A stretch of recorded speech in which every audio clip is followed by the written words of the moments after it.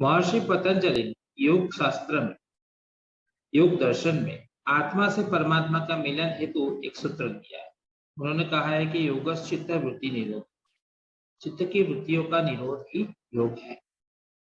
वृत्तियों को शांत करने हेतु, निरोध करने हेतु उन्होंने अभ्यास और वैराग्य का मार्ग बताया है, और फिर दूसरा मार्ग उन्होंने ईश्वर प्रणिधान बताया है। यह निर्भीत समाधि प्राप्त करने का सुलभ मार्ग। वो कहते हैं कि यदि निर्भीत समाधि प्राप्त करनी है तो आपको ईश्वर प्रणिधान करना चाहिए। अब समझते हैं ईश्वर का स्वरूप पतंजलि मुनि की दृष्टि में।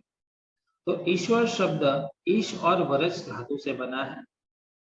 ईश धातु का अर्थ है ईशनशील, मतलब कि इच्छा मात्र से जो कैवल्य की प्राप्ति करा दे, यानी इच्छा मात्र से संपूर्ण जगत को का उद्धार कर दे, और उद्धार करने में जो समर्थ है का नाम ईश्वर है। मतलब कि उनसे कुछ अछूता नहीं, जो भी है, जहां भी है, जैसा भी है, वो सब उनके भीतर है, उनके भीतर है ना।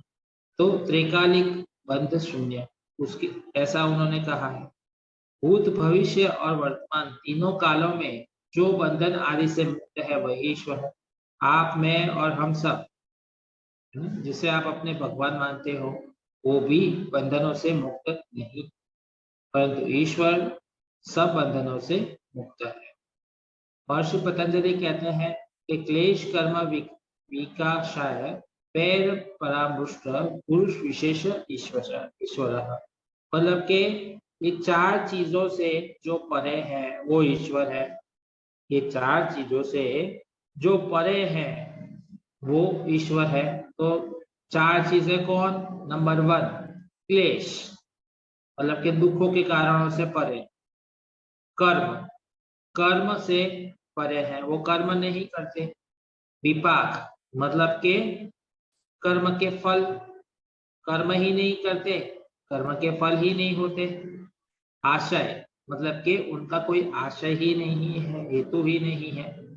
तो ये चार चीजों से वो परे है, जिनको दुख नहीं है, जो कर्म नहीं करता, जिससे कर्म नहीं करता तो कर्म का फल नहीं होता, जिनको कर्म करने का कोई हेतु ही नहीं है। तो ये जो चार चीजों से जो मुक्त है वो